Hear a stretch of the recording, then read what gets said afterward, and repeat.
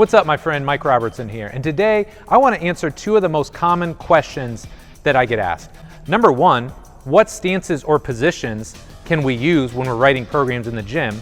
And number two, why would we choose certain stances or positions when we're writing exercises in the gym? They're both fantastic questions, so I'm going to cut over here and I'm going to show you the different positions and why you might choose one over the other.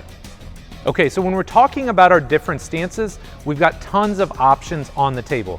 The first and easiest to remember is our parallel stance. So in this case, our feet are hip shoulder width apart and we're doing whatever activity we're doing. Maybe it's a landmine, maybe it's a cable press, but parallel in the sense that the feet are symmetrical and parallel to each other.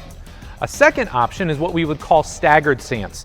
So in this case, now our feet are about hip shoulder width apart again, a little bit narrower than they were in parallel stance, but you can see here there's a little bit of an offset or a little bit of a shift front to back. So if I turn, staggered stance to me is where one toe is basically in line with the middle of the opposite foot.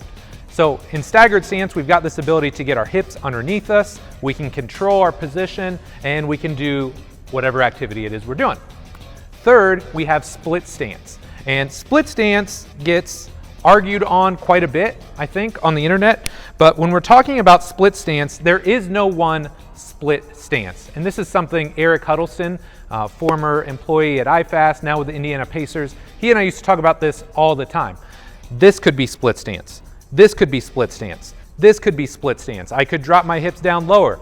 All of these positions are a form of split stance. It really comes down to what are you trying to get out of that activity?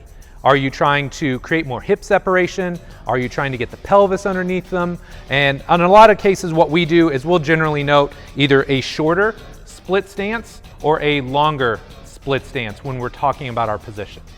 And then last but not least, we've got half kneeling. So half kneeling, we would come all the way down.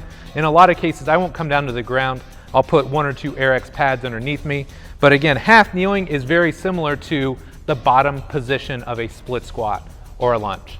So I hope this video helps you better understand the various positions that you have access to. And I'm also going to make sure in the notes here below to give you an article that I wrote on this topic that goes into even more depth and will help you better understand the different benefits of the various positions you can do.